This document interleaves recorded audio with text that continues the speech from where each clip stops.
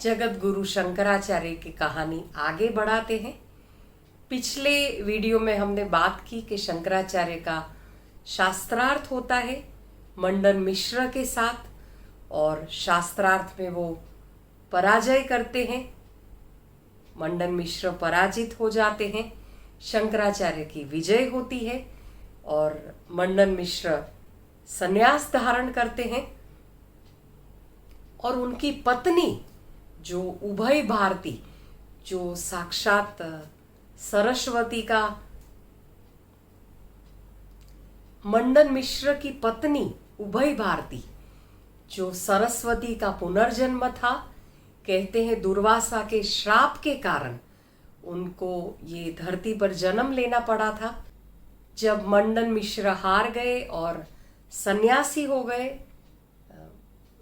इनके साथ, शंकराचार्य जी के साथ, तब उभय भारती कहती है कि अब मेरा देवलोक जाने का समय आ गया है। मैं दुर्वासा के श्राप के कारण मेरा पृथ्वी पर जन्म हुआ था और आपने शास्त्रार्थ में इनको हराकर मुझे श्राप मुक्त किया है, तो अब मेरा जाने का समय आ गया है। तब शंकराचार्य उनके साथ, उभय भारती के साथ शास्त्रार्थ करने की इच्छा व्यक्त करते हैं, क्योंकि वो सरस्वती खुद हैं।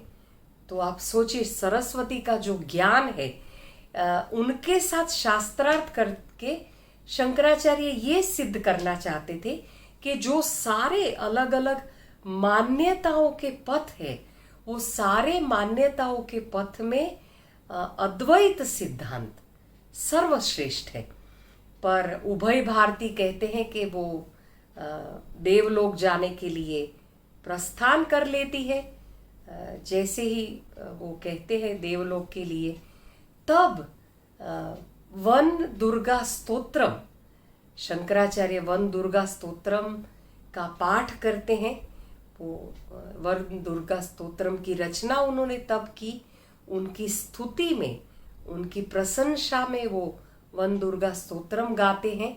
और वो वन दुर्गा स्तोत्रम से उनके पैर रुक जाते हैं, उभय भारती के, जो सरस्वती का अवतार है, सरस्वती खुद है।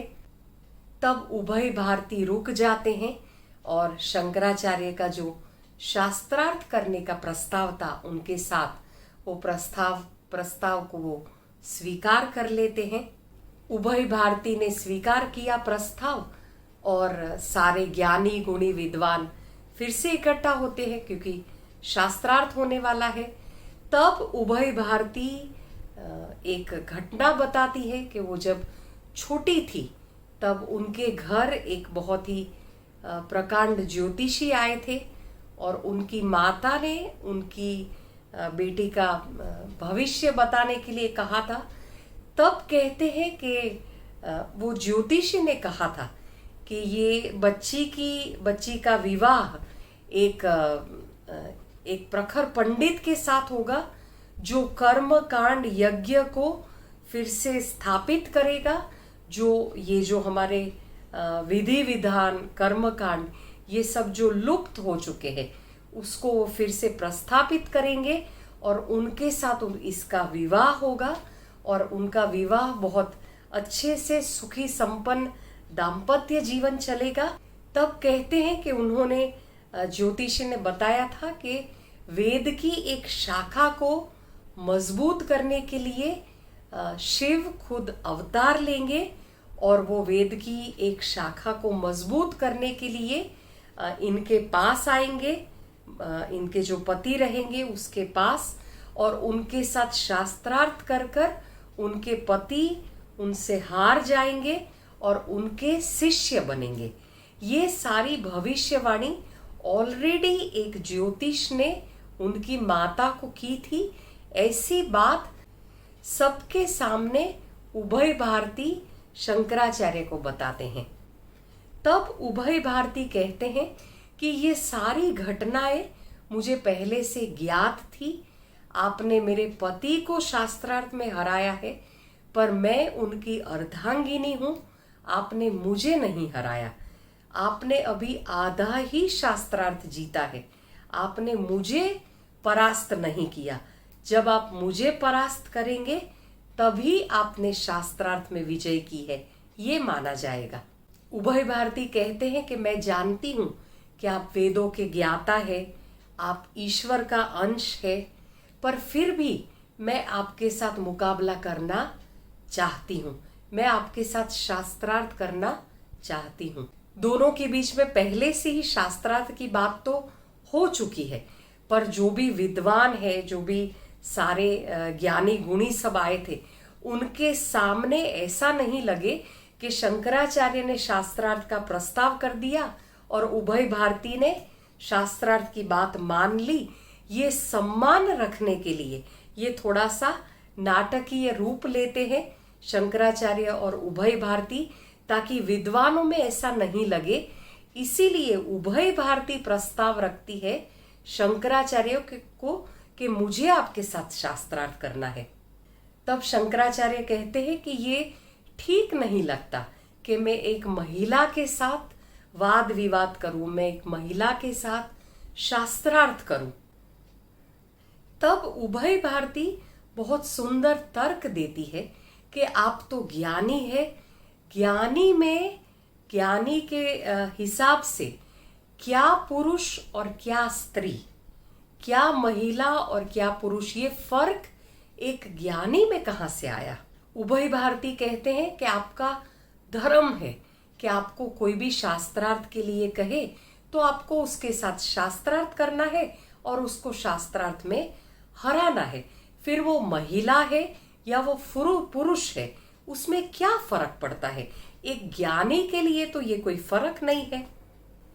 तब शंकराचार्य कहते हैं कि मैंने अगर महिला के साथ शास्त्रार्थ किया तो वो समाज में जो भी ज्ञानी गुणी है उसमें अच्छा संदेश नहीं देगा। तो बहुत ही सुंदर इसके बाद तर्क देते हैं उभय भारती और दृष्टांत के साथ समझाते हैं शंकराचार्य को।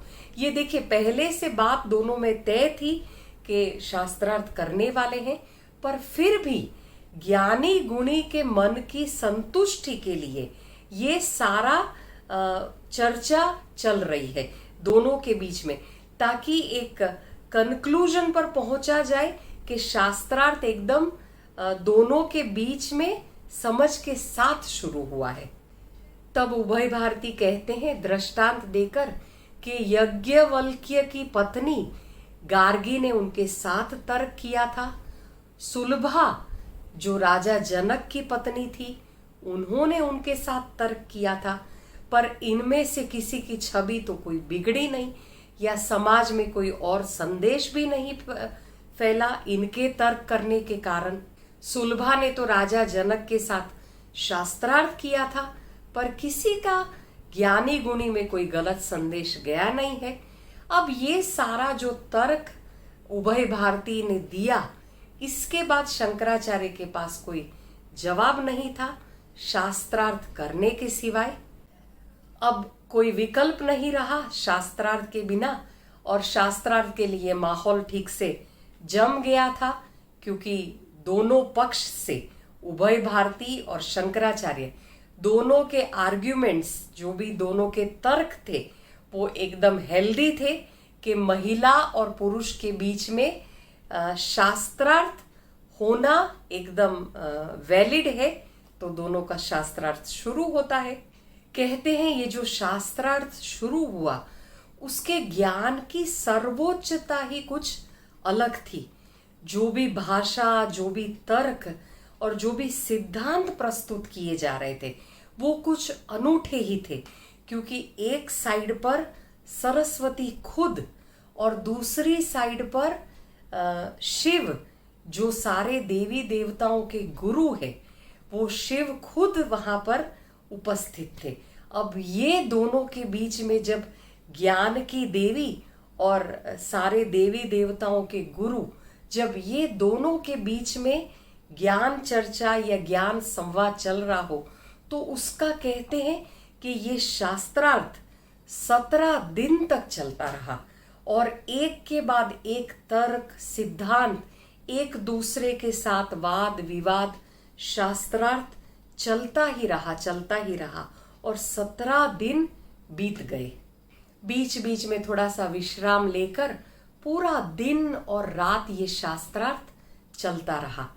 जब उभय भारती को यानी सरस्वती को लगा कि ये शास्त्रार्थ में वो हार जाएगी, तब उनको एक विचार आया कि ज्ञान की एक जो शाखा है, वो शाखा में, क्योंकि शंकराचार्य तो बाल ब्रह्मचारी है और महिला के साथ उनको रहने का कोई मौका नहीं मिला है, तो जो ज्ञान की एक शाखा है कि पुरुष और स्त्री के बीच में प्रेम संबंध कैसे बनता है और पुरुष और स्त्री का एक दूसरे के प्रति आकर्षण कैसे रहता है, क्या काम क्रीडाएं रहती है, ये सब के बारे में तो शंकराचार्य को कुछ ज्ञान नहीं है।